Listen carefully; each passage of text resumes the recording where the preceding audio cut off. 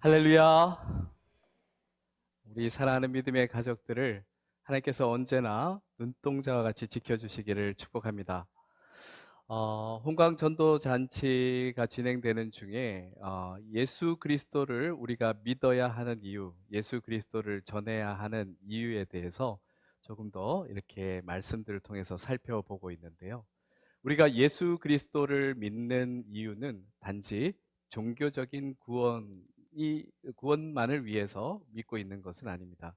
더 큰 의미에서 우리가 하나님의 형상대로 창조된 그 모습을 회복하고 또 그 모습을 지켜나가는데 방해가 되고 우리를 또 그런 모습으로 살아가는 것을 못하도록 얽어매는 그 모든 사슬로부터 자유함을 얻기 위해서 우리는 반드시 예수 그리스도를 믿어야 하는 것입니다.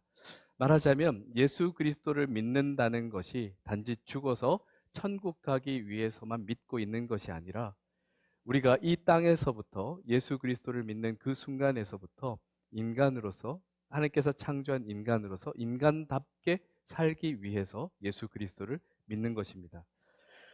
제가 계속해서 성경 말씀을 통해서 전하는 메시지가 그러한 것인데요. 그렇다면 오늘 이 본문 말씀을 통해서 우리는 또 어떤 것으로부터 자유함을 누려야 할지, 예수 그리스도를 믿음으로 우리는 어떤 것으로부터 노임을 받을 수 있을지에 대해서 함께 말씀을 나누고자 합니다. 오늘 이 말씀은 예수님께서 십자가 사역을 감당하시기 이전에 감람산으로 기도하러 올라가셨던 매우 유명한 이야기입니다. 예수님께서는 제자들과 이제 마지막 만찬을 나누신 후에 제자들을 데리고 감람산으로 원래 늘 하셨던 것처럼, 여기 성경에 보면 습관대로라고 되어 있는데요. 늘 하셨던 것처럼 기도하러 올라가셨습니다. 제자들을 한편에 두시고 조금 더 나아가서 그렇게 기도하실 때 제자들에게 매우 의미심장한 말씀 한마디를 하십니다. 이렇게 말씀하셨는데요. 유혹에 빠지지 않게 기도하라 하셨습니다. 여기에서 유혹이라는 것은 그저 우리의 마음에 잠시 이렇게 혼란을 주거나 살짝 흔들리는 그러한 정도의 유혹, 이 정도의 이야기가 아닙니다. 오늘 이 누가복음의 본문 말씀과 평행 본문인 다른 복음서를 보면 유혹에 빠지지 말고 기도하라 하신 말씀의 무게가 어느 정도였던가를 알게 됩니다. 이렇게 말씀하셨음이 기록되어 있는데요. 내 마음이 매우 고민하여 죽게 되었으니 너희는 여기 머물러 나와 함께 깨어 있으라, 깨어서 기도하라 하신 것입니다. 즉 예수님께서 말씀하신 유혹은 죽고 사는 문제, 매우 중요한 문제라는 것을 우리는 알게 됩니다. 사랑하는 성도 여러분, 우리가 인간답게 사는 것을, 그리고 참으로 행복하게 사는 것을 방해하고 또 어렵게 만드는 아주 중요한 문제가 있는데요. 바로 그것이 시험입니다. 시험을 좋아하는 분들은 없죠. 근데 시험에도 이렇게 분류가 나누어지는데요. 자신을 평가하고 그리고 또 좀 더 성장시키기 위한 테스트와 연단이라는 그러한 시험 차원의 이야기가 오늘 이야기는 아닙니다. 그것과 다르게 이 시험에는 결코 빠져서는 안 되는 시험을 이야기합니다. 이 시험의 주체부터 다릅니다. 인간을 파멸로 끌고 가려는 시험입니다. 그리고 이 시험은 달리 말해서 더 정확하게 하기 위해서 그래서 예수님께서 유혹에 빠지지 말라고 하신 것입니다. 즉, 이 시험은 유혹, 영어로 템테이션으로 번역되고 있는 것입니다. 이 시험을 인간에게 행하는 것은 마귀입니다. 마귀는 성경상에 디아블로라고 이제 헬라어로 되어 있는데요. 디아블로스라는 단어의 원형의 뜻은 비방하다, 중상하다, 적대적 위치에 있다라는 뜻입니다. 즉 마귀의 근본적인 속성을 잘 이야기하고 있습니다. 비방하고 하나님의 적대적 위치에 있으며 생명 구원을 얻을 수 있는 사람들을 끝까지 중상모략해서 결국에는 하나님과의 관계를 끊어내도록 하려는 겁니다. 요한계시록에도 마귀는 온 천하를 꾀는 자, 하나님 앞에서 성도들을 밤낮으로 참소하는 자로 그렇게 소개되고 있습니다. 이러한 마귀는 시험에 빠뜨리기 위해서 반드시 우리를 찾아옵니다. 어쩌면 예수 그리스도를 잘 믿고 생명에 대한 구원의 확신을 가지고 있는 사람들을 더욱더 집요하게 찾아올 수도 있습니다. 감람산에 예수님과 함께 올라갔던 제자들, 예수님과 3년을 함께 다녔던 이들입니다. 그런데 그들에게 마귀는 찾아가 그들을 결국에 잠에 빠뜨리게 만듭니다. 이 잠은 육체적인 잠뿐만 아니라 영적인 깊은 잠에 빠지고 맙니다. 제자들은 그래서 예수님께서 체포당할 당시에 한 명도 남지 않고 모두 예수님을 다 배반하고 도망해 버립니다. 그 제자 중에서는 이제 자면서 옷을 제대로 갖추지 않고 자다가 병사들이 닥쳐오자 예수님을 버려두고 옷이 벗겨진 채로 도망갔던 그러한 보고도 있습니다. 우리가 잘 알고 있는 수제자라고 이름했던 베드로는 예수님을 3번이나 부인했는데 그냥 저는 모릅니다 정도로 부인한 것이 아니라 그가 예수님의 제자이라는 것이 들통날까 봐 예수님을 막 저주하고 전혀 모르는 사람이라고 부인할 만큼 예수님을 배반했습니다. 이처럼 시험은 예수님과 가장 가까이에 있었던 제자들에게도 찾아왔습니다. 참 마귀는 쓸데없이 부지런하고 지나치게 집요합니다. 그래서 누구에게나 찾아오고 누구든지 그를 흔들어 대려고 합니다. 심지어 마귀는 예수님의 공생의 사역 첫 시작 때 무려 예수님에게도 찾아갔습니다. 그는 겁도 없이 예수님을 시험하려고 했습니다. 물론 예수님은 마귀의 그 시험에 3대 0으로 완승하셨습니다. 물리치셨습니다. 그러자 마귀는 잠시 물러납니다. 그렇게 도망가서 가만히 잠잠히 있을 마귀가 아니었습니다. 주변에 있는 사람들을 계속 선동해서 바리새인들을 통해서 율법학자들을 통해서 여러 사람들을 통해서 계속 끊임없이 예수님을 시험하려고 하였습니다. 성경상에 보시면 그들이 함께 등장할 때 꼭 이런 말이 등장합니다. 예수 그리스도를 시험하려 하여라는 이 문구들이 등장하는데요.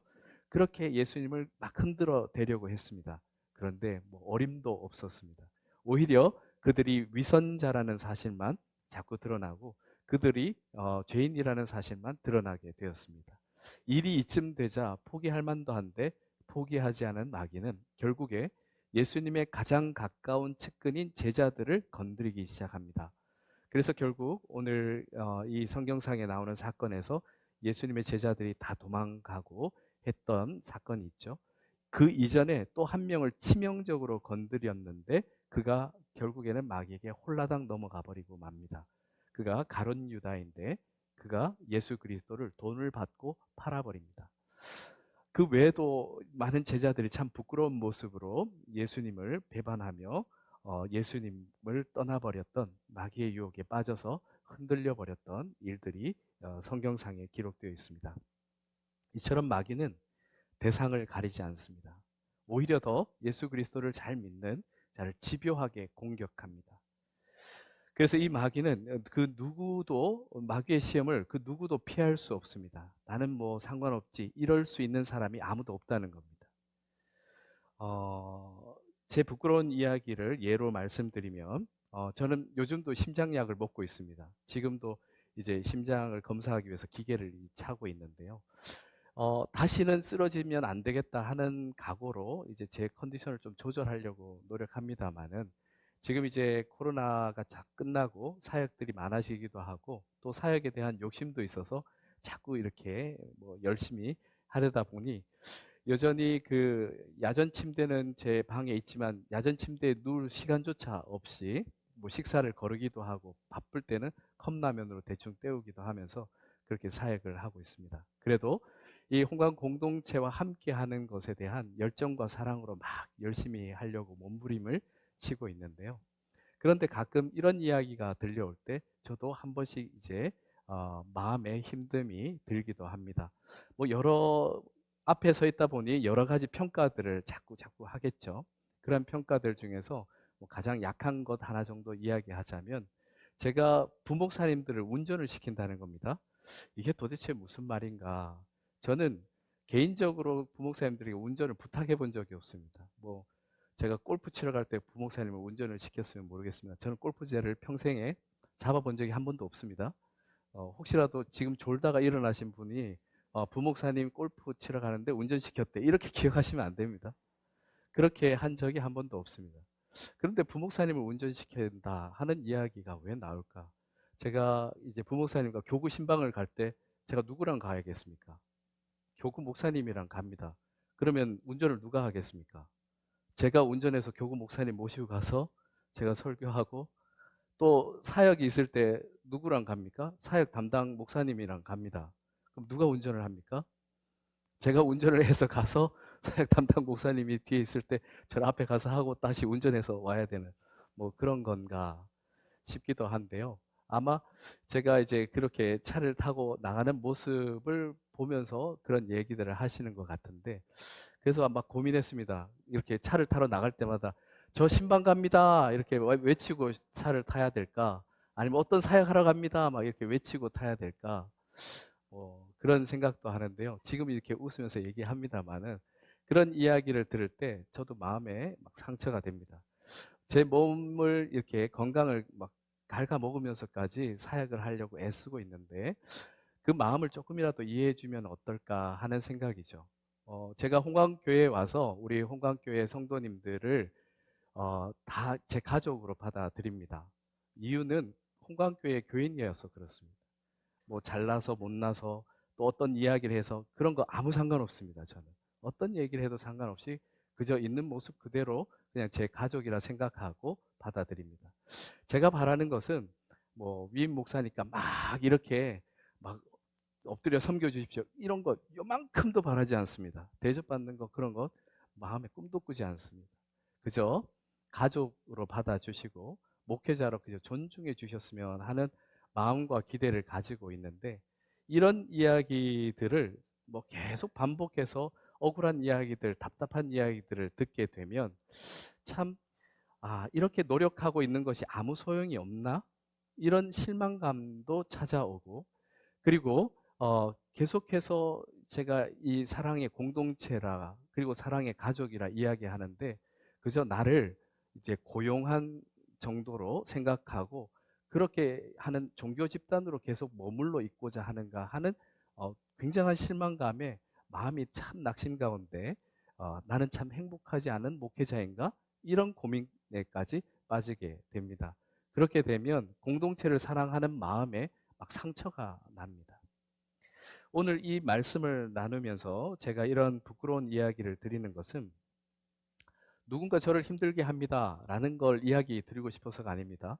가끔 이제 제 이야기를 이렇게 부끄럽지만 드렸을 때 교인들에게 이러지 말라고 하는 분도 계십니다. 이러는 거 아닙니다. 그저 이런 상황입니다라는 것을 이야기 드리는 것은 저도 이런 시험에 빠집니다. 그런 것에 마음이 아프기도 하고 또 실망하기도 하고 섭섭함을 가집니다. 어, 그리고 단지 이런 이야기를 하는 분이 누군지는 전혀 모릅니다. 혹시나 이렇게 설교를 들으면서 저거 나한테 들으라고 하는 얘기 아닌가? 저는 누군지 모릅니다. 그냥 전해준 분에 대한 이야기를 들어서 아는 것뿐이죠. 지금 누군가에 대해서 제가 설교하면서 들으라고 얘기한 적 한 번도 없습니다. 혹시 찔렸었다면 그저 하나님께서 은혜 주셔서 자신을 점검해 보라고 하신 거라 그렇게 생각해 주시면 감사하겠습니다. 이 말씀을 드리는 것은 여러분들이 생각하기에 절대 시험에 빠지지 않을 것 같고 빠져서는 안 되는 것 같은 그 위임 목사도 이런 시험에 한 번씩 휘청휘청 할 때가 있습니다. 그 실제를 이제 말씀드리고자 해서 말씀을 드립니다. 그런데 이러한 시험의 문제가 비단 뭐 제 개인의 문제이겠습니까? 교회에서 일어나는 여러 일들을 보면 참 사랑으로 그리고 또 누군가를 섬기기 위해서 선한 마음으로 막 열심히들 하십니다. 그런데 그렇게 했을 때 그 누군가에게는 다르게 비춰져서 상처를 입는 경우들을 참 많이 보게 됩니다. 그럴 때 선한 마음으로 시작했던 일들을 포기하기도 하시고 그리고 또 서로 미움을 가지고 서로 다투기도 하는 모습을 보면서 참 안타까운 마음들을 많이 가지게 됩니다.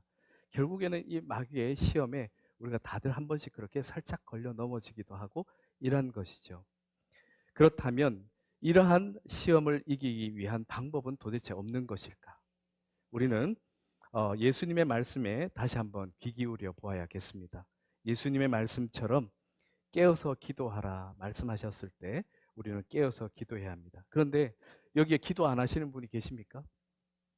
나름 기도들을 하십니다. 그런데도 어떤 상황이 닥칠 때 또다시 그러한 시험에 걸려 넘어지게 됩니다. 문제가 뭐겠습니까? 우리도 예수님처럼 이 마귀와의 그 시험에서 3대 0으로 완승을 하는 그런 멋진 승리를 좀 거두었으면 좋겠다 하는 마음을 가집니다. 그런데 우리가 예수님처럼 마귀와의 시험에서 멋지게 그렇게 혼자서 이겨낼 수 없는 데는 우리에게 치명적인 약점이 있기 때문입니다. 그것은 예수님께서 우리를 구원하시기 위하여 낮아지시고 죄인의 형상까지 입으시고 그리고 심지어 마귀의 시험까지 받으셨지만 우리와 너무나 다른 부분이 있습니다. 그 부분은 예수님께서는 죄가 없으십니다. 그렇기 때문에 마귀에게 있어서 약점이 될 곳이 한 군데도 없는 겁니다. 히브리서 4장 15절 말씀입니다. 우리에게 있는 대제사장 예수 그리스도를 말씀하고 있는데요. 대제사장은 우리의 연약함을 동정하지 못하실 이가 아니요 모든 일에 우리와 똑같이 시험을 받으신 이로되 뭐가 없다고요? 죄는 없으시리라. 아멘. 그래서 마귀는 예수님에게서 약점을 찾을 수가 없었던 것입니다. 그런데 저와 우리 성도님들은 마귀가 공격하기에 너무 좋은 허점투성이인 죄인입니다. 그렇기에 우리의 힘과 노력과 능력만으로는 결코 마귀의 시험에서 자유로울 수가 없습니다. 오늘 본문에서 시험으로 번역되어 있는 이 헬라어 페이라스몬이라는 것은 이것의 원형인 페이라스모스에는 이런 의미가 담겨 있어요. 인간의 죄성에 기인한 것을이라는 의미가 담겨 있습니다.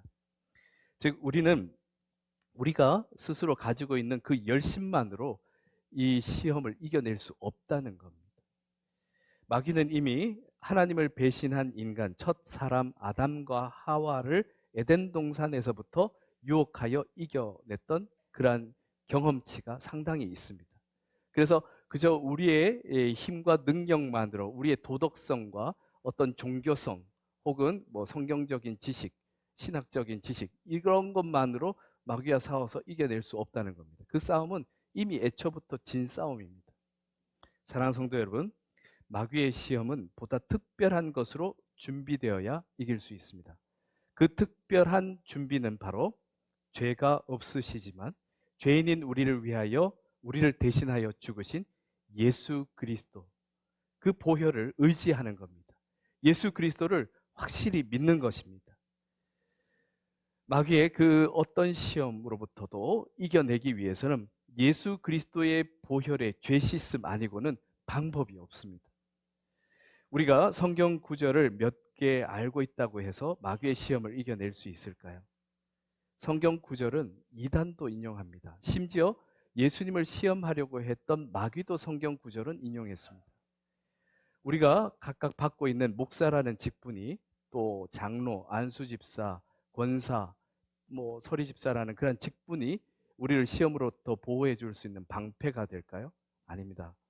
가끔 안타까운 교계 소식들을 보면 아주 존경받는 목사님 또 신앙의 선배들이 시험에 걸려 넘어지는 사례들을 우리가 듣곤 합니다.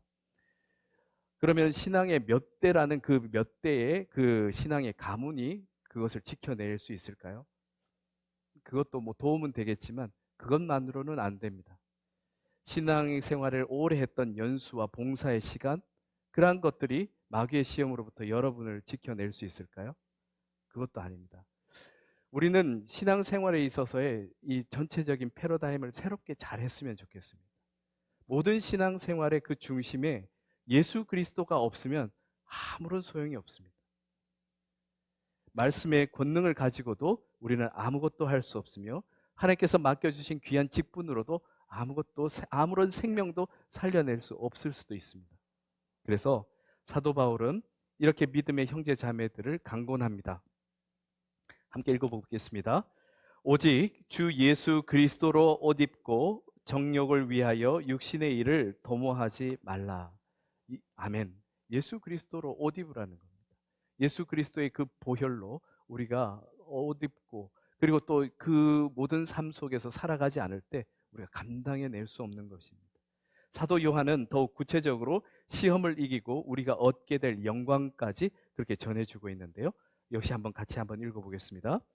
이기는 자는 이와 같이 흰옷을 입을 것이요 내가 그 이름을 생명책에서 결코 지우지 아니하고 그 이름을 내 아버지 앞과 그의 천사들 앞에서 시인하리라. 아멘. 자, 그렇다면 능력의 예수 그리스도를 덧입고 살아간다는 것, 그래서 우리가 시험을 이긴다는 것, 그것은 무엇이겠습니까? 어떻게 해야 마귀의 시험으로부터 완전히 자유로울 수 있겠습니까? 오늘 예수님께서 극심한 고통 속에서 시험을 이기시는 모습을 볼 수 있습니다. 땀이 핏방울이 되기까지 기도하셨습니다. 예수님께서 어떻게 기도하셨는지를 함께 보겠습니다. 아버지여, 만일 아버지의 뜻이거든 이 잔을 내게서 옮기시옵소서. 그러나 내 원대로 맛이 없고 아버지의 원대로 되기를 원하나이다. 아멘. 그렇습니다. 사랑하는 성도 여러분, 예수님께서 시험을 이기시는 방법은 자신의 뜻을 완전히 꺾고 하나님의 뜻을 따르는 것입니다. 진정한 기도는 예수님처럼 하나님 앞에서 자신의 뜻과 고집이 완전히 꺾이는 것입니다. 내가 요구하는 바를 받아내는 것이 기도가 아니라 참된 기도는 나의 뜻과 고집을 완전히 꺾고 하나님의 뜻이 내 삶 속에 우리 공동체 가운데 이루어지는 것이 진정한 기도인 것입니다. 우리가 예수님을 전적으로 신뢰함으로 예수님처럼 자신을 꺾고 하나님께서 우리에게 향하신 그 뜻이 이루어지기를 간절히 원할 때 반드시 하나님께서 여러분을 지켜주시고 책임져 주실 줄 믿습니다. 예수님께서 자신의 뜻을 꺾고 온전히 하나님의 뜻에 순종하여 기도했을 때 오늘 성경 표현에 중요한 표현이 하나 나옵니다. 하늘로부터 천사가 내려와서 힘을 더해 주었다라고 하는 것을 확인할 수 있습니다. 우리도 마찬가지입니다. 우리가 예수님처럼 하나님의 뜻에 다시 초점을 맞추어서 순종하게 될 때 시험으로부터 자유함을 얻고 주어진 사명을 행복하게 감당해낼 수 있으며 또 여러 가지 우리 주변에서 하나님께서 돕고 있다는 그 사실을 발견하게 될 것입니다. 부족한 저도 이러한 시험이 막 다가올 때 마음에 섭섭한 이야기, 정말 억울하고 답답한 이야기 이런 것들을 들을 때 마음이 좀 상합니다. 그러나 그 상태로 있지 않고 다시 엎드려 기도합니다. 지금까지 목회하면서 우리 교회 부임해서도 지금까지 목회하면서 마음에 남아있는 상처가 되는 분이 한 명도 없습니다. 신기하죠? 하나님께서 늘 이렇게 치유해 주시고 회복시켜 주시고 또 더 사랑하게 해 주시고 그 마음속에 하나님께서 이겨낼 수 있는 지혜도 주시고 그렇게 해 주셨습니다. 그뿐만 아니라 굉장히 중요한 것을 발견하게 되었습니다. 어떤 시험에 빠지게 될 때는 어려운 일만 막 이렇게 커 보이고 그 일로 괴롭고 막 그 일을 막 묵상하게 되고 하는데 그 일을 그냥 하나님께 다 내려놓고 주님께서 죽이시든 살리시든 주님 뜻대로 하시옵소서 내려놓고 보면 주변에 많은 분들이 이 부족한 종을 위해서 기도하시는 기도가 들리고 그리고 또 금식 기도도 하시고 또 마음 아파하시면서 눈물 흘리시는 분도 계시고 그리고 또 함께 하기 위해서 또 도우시는 분들이 참 많다는 천사와 같은 손길이 있다는 것을 발견하게 됩니다. 그뿐만 아니라 그런 말씀을 하시는 분들도 교회를 사랑하는 마음으로 하셨다 하는 그 진심도 알아가게 되면서 하나님께서 참 폭넓게 이 하나님의 역사를 이룰 수 있는 성숙을 이루어 가시는 모습을 저도 경험하고 있습니다. 사랑하는 성도 여러분, 예수 그리스도로 옷 입고 하나님의 뜻에 정말 이거는 그냥 순종이 아니라 완전히 굴종하게 될 때 우리는 새롭게 발견하게 될 것입니다. 이 세상에는 우리를 힘들게 하는 일들도 분명히 있겠지만 하나님의 마음을 전하는 천사와 같은 이들의 도움과 위로와 격려도 있다는 것을 발견하게 될 것입니다. 바라기는 저와 우리 성도님들이 그렇게 누군가의 천사와 같은 귀한 손길이 되시길 축복합니다. 주님께서 사랑하시는 성도 여러분, 마귀의 시험이 우리에게 찾아올 수 있습니다. 시험이 찾아온다는 것은 사실은 문제가 아닙니다. 누구에게나 찾아가기 때문에. 그런데 거기에 걸려 넘어지지 않아야 합니다. 시험에 들지 않아야 합니다. 어떻게 이겨내겠습니까? 시험에 빠지지 않기 위해서 어떻게 해야겠습니까? 오직 우리 주 예수 그리스도밖에는 답이 없습니다. 예수 그리스도를 확실히 믿는 믿음으로 오늘 말씀처럼 우리는 시험에 들지 않게 일어나 기도해야 합니다. 우리와 함께하는 주님께서 가르쳐 주신 기도 한 구절을 함께 읽어보겠습니다. 우리를 시험에 들게 하지 마시옵고 다만 악에서 구하시옵소서. 나라와 권세와 영광이 영원히 아버지께 영원히 있사옵나이다. 아멘. 예수 그리스도께서 부활하신 이후 사도들이 완전히 달라졌습니다. 그들이 이전에는 예수님과 함께 하지 않았나요? 구약의 말씀들을 몰랐나요? 무엇 때문에 달라졌겠습니까? 부활하신 예수 그리스도가 내 안에, 그리고 그의 삶이 예수 그리스도 안에 살게 되면서 사도 바울의 고백처럼 이제 내가 사는 것은 내가 사는 것이 아닙니다. 우리 주님께서 내 안에 사시는 것입니다. 라는 고백을 하게 되었을 때 칼과 위협과 여러 가지 고난이 그를 멈추게 할 수 없었습니다. 그를 시험 들게 할 수 없었습니다. 모든 시험을 우리 주 예수 그리스도와 함께 이기시고 부활하신 예수 그리스도와 함께 날마다 행복한 그 승리의 삶을 살아가시길 축복합니다. 함께 기도드리겠습니다. 사랑이 많으신 아버지 하나님, 우리에게 예수 그리스도를 통하여 죄와 사망으로부터 구원하여 주셨을 뿐만 아니라 하나님께서 처음 창조하신 대로 하나님의 형상을 닮은 인간으로서의 아름다운 인간으로서의 모습을 회복해 나가며 지켜갈 수 있도록 주님께서 우리에게 크신 은혜를 베풀어 주셨습니다. 크신 은혜가 우리의 인생 가운데 이렇게 놓여 있는데 우리가 세상의 엉뚱한 것을 담아다 그 귀한 선물을 놓치는 어리석은 삶을 살지 않도록 주여 도와주시옵소서.